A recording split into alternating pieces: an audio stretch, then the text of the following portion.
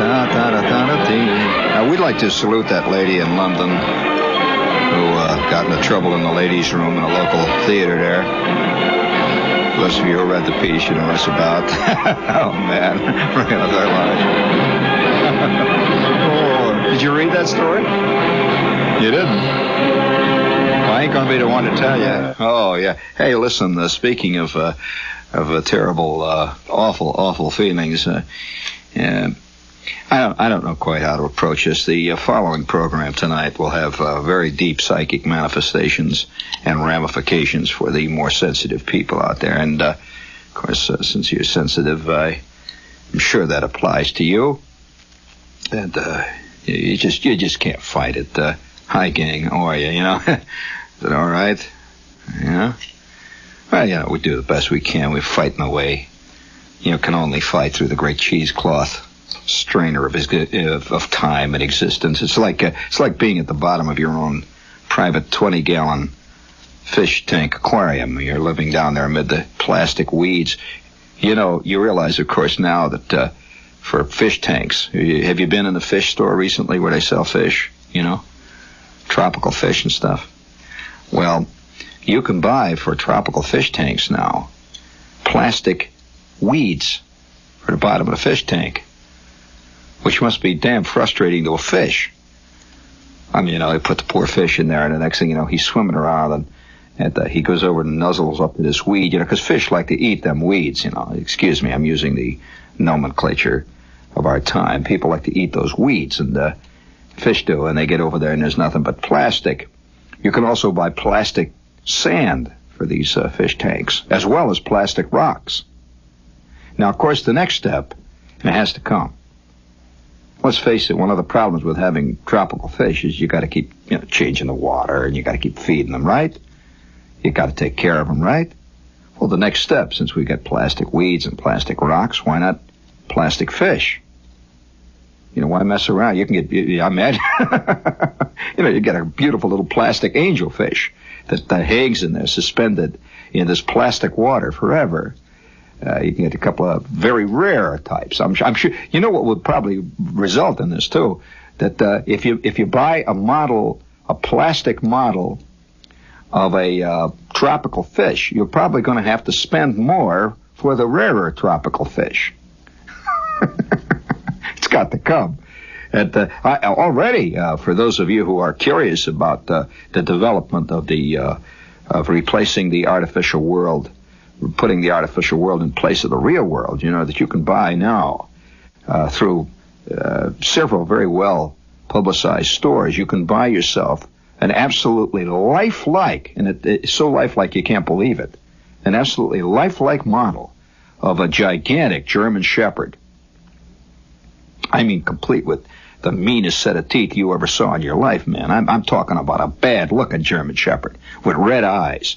You know, the kind that looks like he's about to make a meal out of one of your hocks. You know, sat at the top and worked down. You can also buy yourself a absolutely lifelike, life-size. These are life-size models. You can get yourself a life-size model of a Mastiff. Well, I'm talking about the kind of dog, you know, that has the collar with the spikes on it. Now, what is this for? Well, you just set this dog up in your window of your house when you leave. For a 2-week vacation, and that bad looking German Shepherd is going to discourage anybody who may have designs on the, you know, your tableware. So you can buy imitation dogs now for people who don't want to take care of dogs, but who like to have the idea of having a dog around. Now, I think one of the most significant developments of our time is that there's one mail order house that you can order a friend. Now, a lot of people living in urban life today don't have companionship of one kind or another. It's just it's a byproduct of urbanization. It has nothing to do with the sick system or anything. Right? Just when there's 14.5 million people living in one little clump, as we have here in the New York area, it's obvious that a certain percentage of those guys are not going to make it, just the way it is. I'm sure that if you take 14 million cockroaches, look carefully at them, and if you could talk cockroach, if you can understand what the cockroaches are saying, you would discover that out of 14.5 million cockroaches, maybe 1,000 of them ain't making it. The other cockroaches just completely ignore them. I mean, when mating time comes around, they don't score. Well, all right. So you can't just say it's a sick society, a sick system. It's just the way life works. So now there's a place, and this might be of some help to you, Steve. I've watched you carefully, but there's a place out in the Midwest, a mail order house, where you can now order, if you're an urban person, you can now order a friend by mail that comes of the opposite sex. Now, that is if you're interested in the opposite sex. A lot of people who have that problem of not making it in the city have to turn to other means. And so if let's say your name is Harold, you can order a friend named Clarence, who is extremely friendly and, in fact, very complacent. And this thing blows up. You see, it comes with a bicycle pump and all that. And you just blow it up, and it wears genuine clothes. It's not fake. It wears a genuine whatever you want. If you'd like a distinguished type of friend, you can get a model that blows up, and it's a sort of a heavy-set guy with a touch of jowls, but has a magnificent thatch of silver hair and wears a Brooks Brothers suit, and is looking for a young friend named Chucky to take him out to the island. So if you're Chucky and you haven't scored, well, you can rent one or buy one. You can buy it outright if you're really that desperate. Now, on the other hand, you can, if you're more in the main swing of things, you can order various types of ladies that come in various shades of hair, and they're extremely lifelike, absolutely lifelike. And they wear various types of clothing, or they don't wear various types of clothing, depending on how you would like to have your friend be. Now, I'm not kidding you. These are absolutely available. Now, on the other hand, they have made that also available to ladies. It's always assumed that men are in this bag, but not so. That ladies can actually buy themselves what they call what's called euphemistically in the trade. They can buy themselves an escort, which means that for one thing, nevertheless, you can buy this. This escort also blows up, and he's big, handsome, square-jawed, fantastic profile. You can have him with a gigantic mod hairdo, or if you prefer a more jock type, you can have a guy who's wearing a sweater and it's Notre Dame on it, and he's obviously a lineman or he's a all-state halfback. And he's set up in such a way that he can be put in your car. So a lot of girls are embarrassed by the fact that they have to go to the drive-in alone, and they have no friend. So you just set this guy up in the car next to you, and you drive out, and you'll be the envy of all your friends when you drive past with a guy that looks like he's a cross between Frank Gifford, Paul Newman, with a little touch of Eric Severide thrown in. And so the things are moving pretty good. I think that things are looking good. We're approaching things the right way. Now, you can also buy other things for your life now, since obviously many people's lives have turned out to be empty of what we generally call a good life. For example, there is a company now that sells, if you're curious about the good life. Have you gone to friends of yours and you notice this guy's got this fantastic stereo setup, and it's a tremendous stereo operation. Guy's got lights that go off, green and purple lights, and he throws switches, and he can turn off highs and lows, and he got 34 speakers. Well, you can buy this entire thing, except the only thing that makes it different from any other stereo setup is it has nothing in the cabinets. That's true. And you can go out and buy yourself a little 5-watt amplifier someplace at Realistic or at the Radio Shack or something, $19.95, and you just hook it up in this thing. It just fits in the back, say, and buy yourself a couple of little cockamamie 4-inch speakers and stick them in these things, and you've got yourself because you see, this operates on the premise that most of your friends have got tinfoil ears right from the start. They can't tell good from bad. If it's loud, it's good, And so you can get a lot of sound out of a 5-watt amplifier that's turned all the way up. The guy thinks it's fantastic. So it's just a tremendous sound. And especially to people whose ears have been deadened by too much exposure to rock. You take a guy that's that spent 3 nights of the week over 2 years at, say, Fillmore East, the late Fillmore East. This guy's hearing acuity has now been cut down at least 40%, according to most medical journals. So it is academic whether he gets a good sound system or not. All he needs is something loud enough to blast through the calluses on his eardrums, and he'll think it's good. So you can now buy this. You want to hear more of these things that are now available to help life through, make life easier? Well, one thing you can buy, a lot of you people feel a little embarrassed because various credit card companies have not seen fit to give you a credit card due to one thing and another, problems you've had in the past. No doubt you feel a little embarrassed about that when you go out with a friend and the time comes to pay the bill at McDonald's or something. He whips out his American Express and he says, you take the American Express card?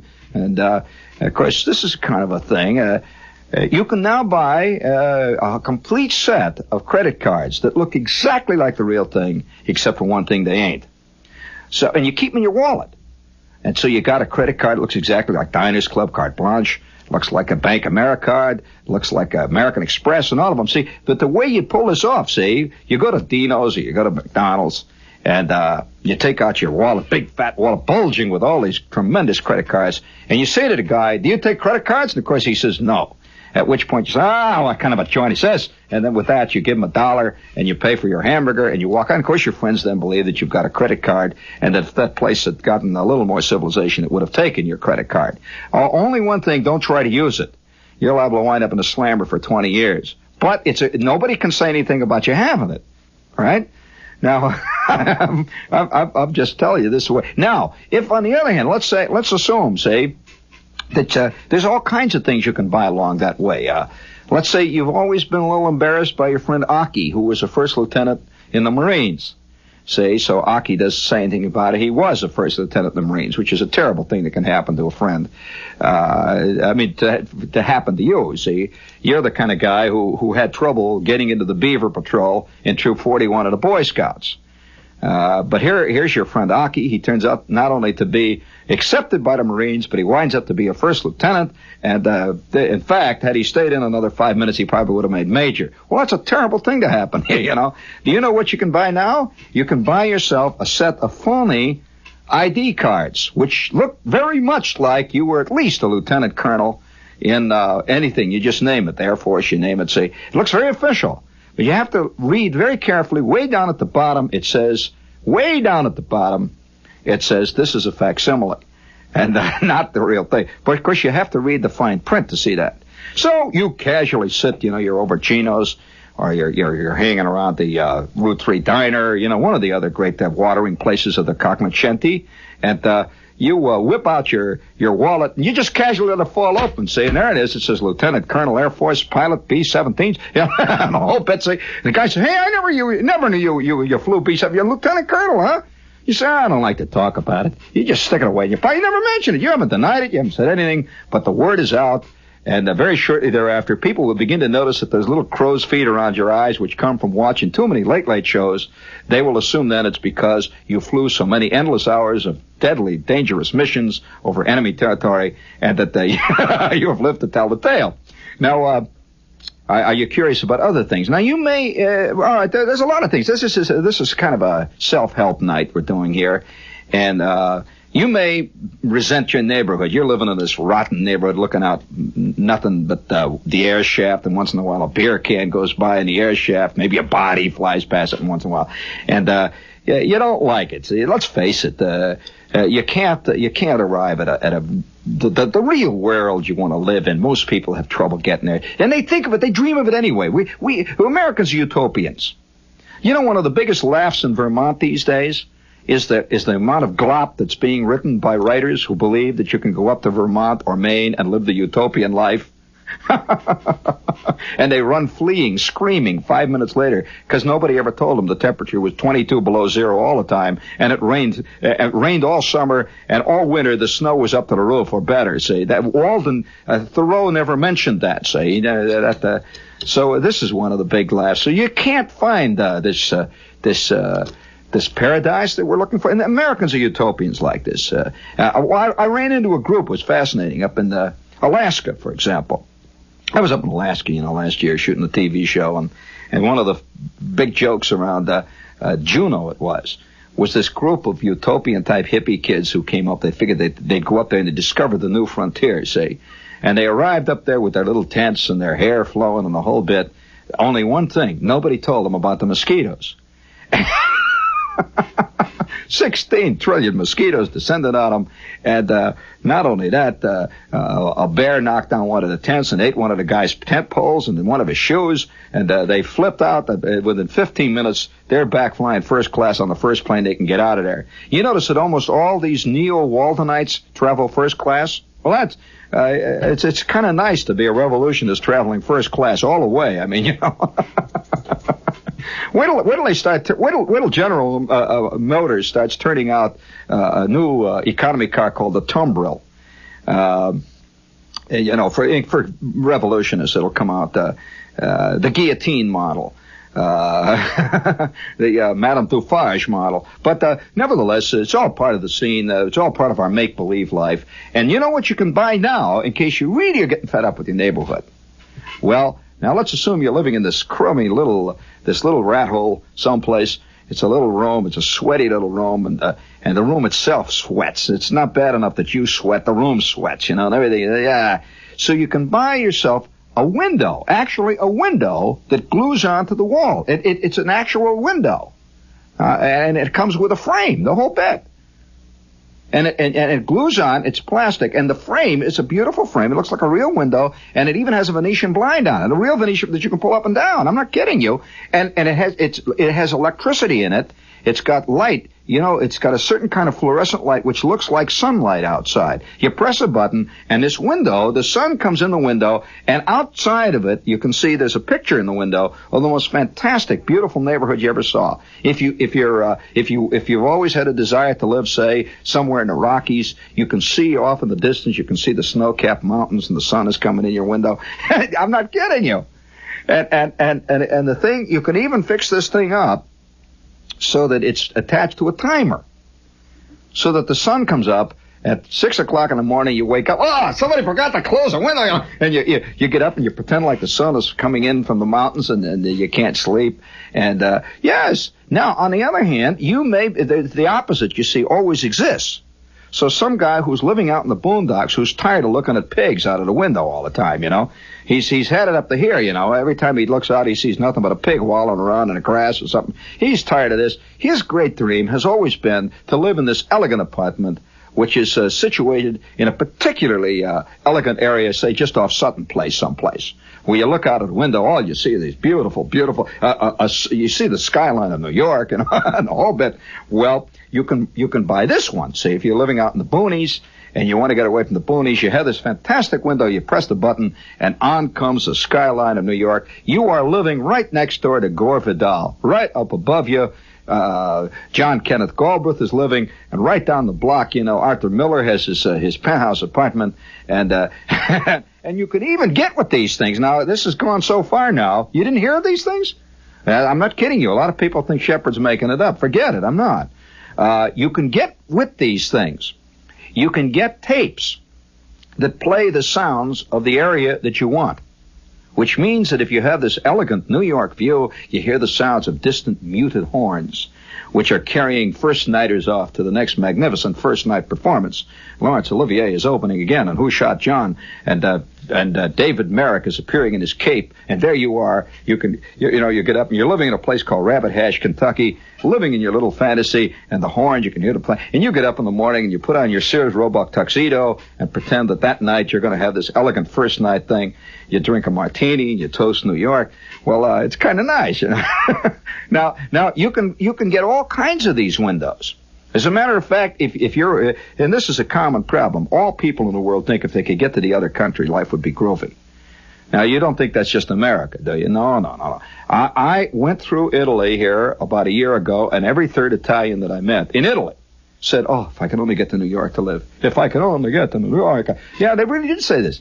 They really believe that somehow, if they could get to the States, life would be one long song.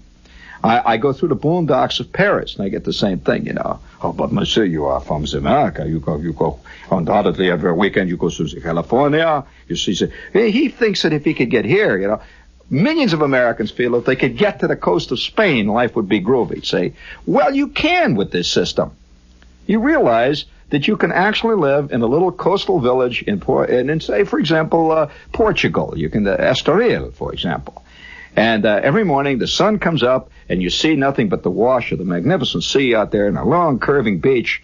And there in the middle distance, in the back foreground, are three little Portuguese fishermen who have just come in with the morning's catch.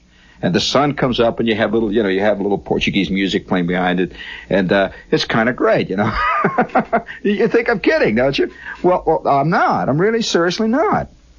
And this is part of it. Now, on the other hand, there are other elements which you can achieve. Now, let's take reading. You probably have always envied your friends who have this talent, who can read, and who actually do read. It's always a little surprising to discover that there's a vast population out there who not only got all the way through Indianapolis Chiropractic High, or they actually graduated even places like Harvard, and have trouble reading. Their mouths move when they read, and have never read a book other than that which was directly assigned, and even then they went out and they bought some kind of a pony and cheated on it, never actually finished the book. And so they have a sneaking envy of people who really do read. It's a curious thing, and that they've never quite understood it. Well, now, you know what you can buy for this? Of course, one of the problems with reading is books, right? Now, there's two problems with books. One, they cost money. Two, they take up space. Now, you may have neither, and yet you have a terrible urge to be literate and well-read without going through all the problems of learning how to read and all that. You know, that can be such a drag. So you can now buy, and I'll tell you one of the places you can buy it, in case you're curious, Sears Roebuck. You can now buy a complete library which glues onto your wall.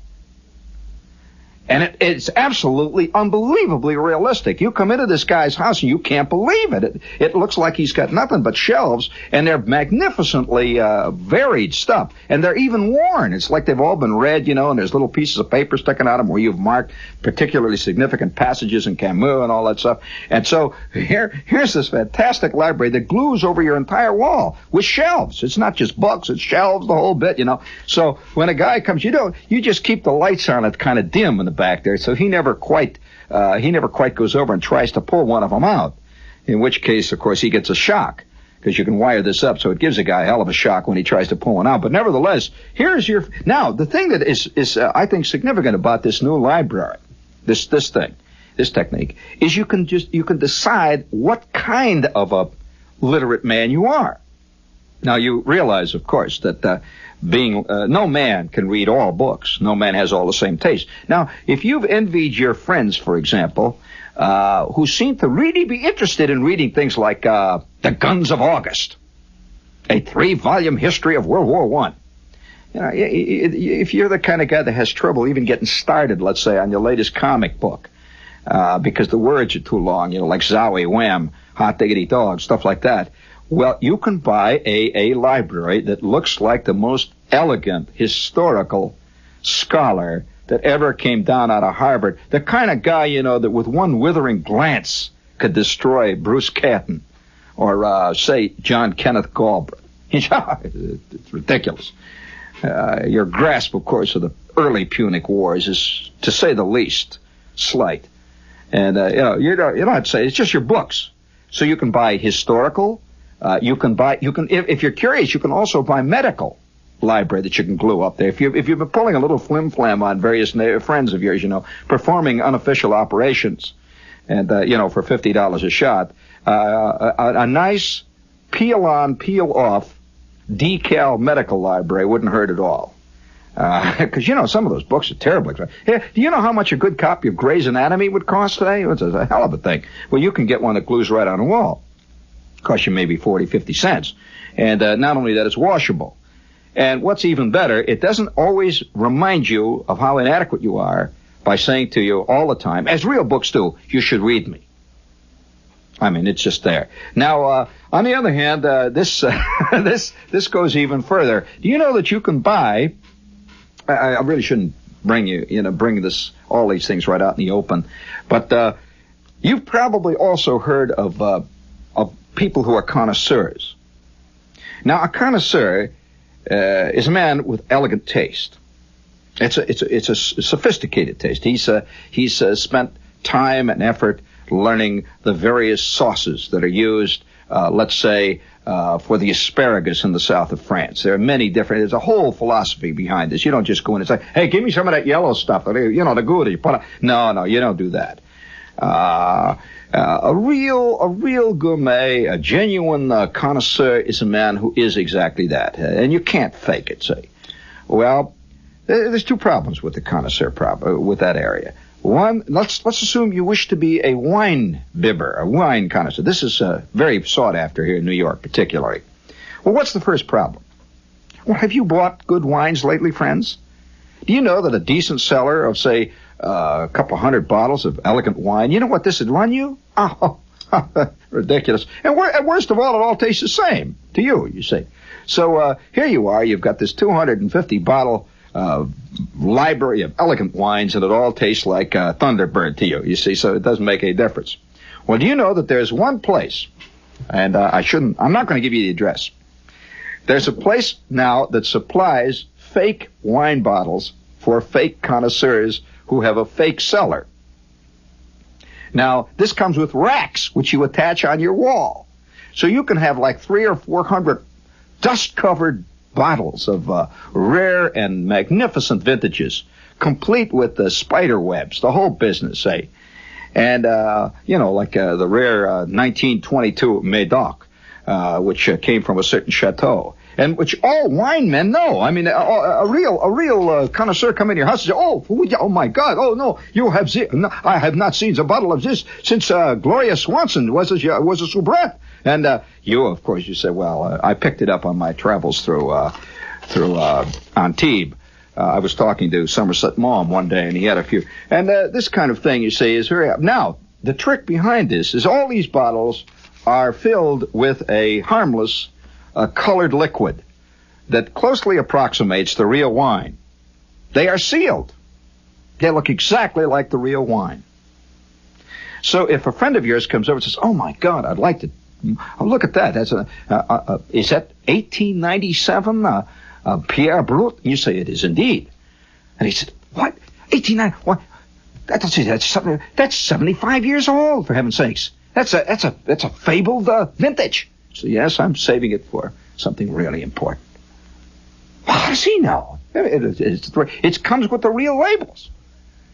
Well, now, what you actually have in the middle of all that wine, you have 3 legitimate bottles which have been opened, emptied, and you have filled one with Thunderbird, you have filled the other one with Bally High, and the one on the end over there is filled with White Ripple for the guys, when you're having your white wines. So this is actually true. You can buy these things. Now, on the other hand, you may... I don't know how I got started, and this is a sickening show. I mean, a terrible show. But let's take record collectors. Today, people are often judged by the width and the breadth of their record collection. Well, I don't have to tell you, friends, that there is a place in St. Louis, Missouri, which will supply you with over 400 assorted record jackets with nondescript records of any type stuck in. Not the real thing. You can have a classical collection that would just floor anybody that comes to your house. You have thousands of fantastic classical records. You hate classical records. You can't stand it, see. So you have your one volume of Swan Lake, which you pull out and play for them. And then, of course, when they want to hear the rest of them, you say, well, I would love to play them for you, but I'm having them cleaned. I do not wish to play them. I'm having them electrostatically cleaned, and you pull a real ploy, an audiophile ploy on this. Now, there are other things. For those of you who want to really get inside of the real world, I would like, for example, do you know that there's one place over here in Jersey? Now, wait a minute. I shouldn't tell you this, but I'm gonna. Let's really get out in the open. Let's just bring it out in the open. One of the great ego trips of our day, of course, everybody secretly wants to be in showbiz, right? Right? Well, many are called, few are chosen. Just as simple as that. Many are called, few are chosen. Now, do you know that there's a place over in Jersey, right across the river here, that will supply you with hoked-up, faked kidneys of you having a fantastic appearance on the Johnny Carson show? I'm not kidding you. And you can always play it for your friends. Oh, yeah, Did you see the night I was on Carson? The guy said, what, you on Carson? I said, yeah, well, what do you mean, you didn't see it? Well, hell, everybody else saw it. What do you mean, you didn't see it? They've been after me for months, do another one, but I haven't had the time, after all, He said, you on Carson? Oh, well, gee, in case hey, Marge, how about bringing that film out here, Marge? And then she, of course, says, what film? See, you were on so many shows that she doesn't remember. So, you remember the last time I was on Carson's show? That's silly. Yeah. No, come on. Aki wants to see it. And so with that, you put it in your projector, and the next thing you know, there you are. You're squatting right there between Zsa Zsa Gabor, Victor Borka, Ed McMahon, and there's Johnny Carson rolling on the floor over one of your jokes, and you hear the fantastic cry. So, I don't want to show you the rest. Come on, you want to see all of this? Oh, ridiculous. And do you know that this is done? Now, again, you're sitting out there saying, oh, come on, now he's going too far. Now, no, not at all. Now, how many of you have had a secret desire to be, say, a professional football player? And, after all, you couldn't even, as a matter of fact, you didn't even make the Mumbly Peg team, back in Hackensack High. And you've always cherished this desire to have been a professional footballer, right? Well, you know that there is a terrible place. I just don't even want to mention them. It's awful. There's a place out in San Francisco that will provide you with a yearbook. They have a professional football player's yearbook and baseball player will provide you with a yearbook that is absolutely authentic looking. Let's say the 1951 professional yearbook that has you on any team you want to be on, complete with your records. Whatever record you want to have, see. Now, it is very advisable, if you wish to have this, it is very advisable that you have an unobtrusive career. Don't attempt to say that Crazy Legs Hirsch, would come in for you. Don't try to say that Y.A. Tittle was your backup quarterback. That's most guys blow the gap by doing that. Say no. What you say is, of course, well, I spent a half a season with Green Bay. And the guy says, you played with Green Bay? What do you mean? Oh, well, after school, I just thought it'd kind of fun to play a little pro ball, and they were after me. And of course, the old man was after me to go into the law firm, and just about that time, he got sick, and I had to quit. But I had a lot of fun. I played about half a year. I played. I'll never forget one day against the Lions, and of course, by then, everybody's eyeballs are popping. And so with that, he said, oh, come on, you're giving me the business. I never heard. Well, hey, did you buy? He says, that's a coincidence. I have the record book of that year right here in my briefcase. Here, take a look at it. Look me up. And the next thing you know, he's looking, Applerot, Alfred D. See, that's you, Alfred D. Green Bay. Oh, by God, there is an Alfred. Green Bay, Alfred D. And see, he looks up there and says, let's see, total yards rushing, 76. 42 passes completed, left the team in the middle of the year. Well, there you are, That's all you got to say. Stick it back in your wallet and go.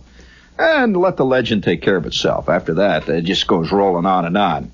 By the time it reaches, the front office of your place there, your boss will be asking you to come out to his house every weekend whenever he watches the Jets play to explain the plays to him. After that, friends, vice presidency, no less. So, this whole thing has many ramifications. Well, as a matter of fact, I'll tell you where you meet these people all the time. Any of you that have traveled around throughout Europe and the Far East, you're continually meeting Americans who are convinced all the other Americans, or rather all the other Europeans or the Indians in that area, that they, back in America, were an up-and-coming, you name it, heavyweight contender, famous ex-ball player for the Detroit Tigers, all down the line. You get over there, and you meet this Indian. He says, "Sir, I have meet the man who plays, how you say, second base." And you say, "Second base? Oh, he did. Who did he play for?" "Oh, he says he plays for a team. Excuse me, sir, but is there such a team as the Indians, the Cleveland Indians?" It's, "Well, yes, of course, sir. You mean he played second base for the Cleveland Indians?" "Yes, I believe he did so. He also say he played for a team, is there such a team called the Cubs? Is it Cubs?" "No, the Cubs. Oh, yes, it's the Cubs. It's in, I believe, Chicago?" You meet this guy? I want to meet this guy. And you meet him. There's this little skinny guy that looks a little bit like Woody Allen. And, of course, this type of dream it's a persistent dream. It's the Woody Allen syndrome, the George Plimpton syndrome. It's a galloping problem. And you'll find that all over the country now, organizations have popped up that will cater to those whims, to those ideas. Now, it even goes further. If you have the money to spend, you can even do it bigger than that. Let's say, for example, you have always had a dream to write a book. Everybody secretly believes that if you had the time, oh my God, what a book he could write, right? You've probably had this feeling yourself. Well, there's an organization, and they work out of Chicago, in case you're curious, that will supply you a book within 4 weeks of placing an order. And I'm not talking about a vanity press place. They will write a book for you. There's a team of 3 hacks that live in a garage over Hoyne Street in Chicago, and they will knock you out a book on whatever you want to have a book written on, with your name. All you have to do is pick the title. See, that's your creative thing. And all you've got to do after that is to call up the caterers, have your big cocktail party for the opening of your new book. And incidentally, they guarantee that your book will be published. They guarantee that it will be publishable. You can sell it to some publisher. Now, of course, this is a little expensive. This will run you maybe $2,000 or better. But it's kind of exciting, to have Arlene Francis interview you. But that's a wonderful book. And there you are. You're sitting there. Gene Bockett's all excited. And you can just pick whatever type of if you want to. Let's say you want to write a hard-hitting book denouncing the spoliation of the economy by evil industries that, the ecology shtick. Yeah, they'll turn one off. Wait, 5 minutes. That's the easy one to turn out. And so there's all kinds of things. Now on the other hand, have you ever envied your friends who have such scintillating friends? And they're constantly telling you about the wonderful parties they had, where Norm Mailer dropped in and he couldn't stay, but he's such a gas. He dropped in, and he brought the Rip Torn with him, and he says, the trouble with those two guys, they arrive, they drink all your bourbon, they go, and you just drop that into your conversation. Well, do you know that there is an outfit now that will supply, are you ready for this, gang? That will supply anywhere from 1 to 10 celebrities for your next party. Recognizable, real celebrities who are available now on hire to appear at your party, and they have an order book. You can order any type of. If you want showbiz, they have 45 recognized actresses who made once made a film, and everybody knows their name. You see, so you can now they call it rent a celeb, and so if you want to have celebrities at your parties, they're easily obtainable. It's all done. Now, of course, you have to put in some of them go a little higher than others. And of course, you get what they call a frequency discount. If you rent more than 3 celebrities, they're cheaper. If you rent just 1, well, that's liable to be a little expensive per hour. And by the way, it's all done on the hourly basis, and you are the celebrity does not bring his own drinking materials. He does not bring any of his own. He does bring, however, a product of his own work. So if he's an author, he happens to have a couple of poems in his back pocket, which you whip out. And so now you think I'm putting you on. Right? I'm not, friends. And you know that in the publishing world, now I'll bring out a little more of that if you're curious about it, that and this is also in the film world, that it's a recognized fact that if a large number of celebrities show up at the premiere or the cocktail party for this particular book or this particular film, it then behooves them to make sure they do show up. So it is a recognized practice within the film world and the publishing world to actually make sure that they do. They literally rent a large collection of celebrities who are picked up in catered limousines and who are... Of course, they never stay through the film. I mean, so this Lesbia O'Toole, the newest fantastic sex bomb, arrives in front of the theater, and everybody yells and screams on 42nd Street, and she walks through. You don't think she goes down and sits and watches that movie, though? Are you kidding? They have a special shoot. She goes right out the back door, and she's on the way to the next one, say. So, so I'm telling you, friends, if you've been just flubbing around and you've been ad-libbing your life, you ought to start planning it. You got to start working on it very carefully. Prepare your ploys. Program your existence. I mean, here you've been all this time hit or miss picking friends. And you can actually rent an elegant friend who's written a book or committed a play or been arrested for protecting the Indians in Pueblo, Nebraska. The latest local celebrity. And by the way, one of the greatest crowds is all the celebrities of recent yesteryear.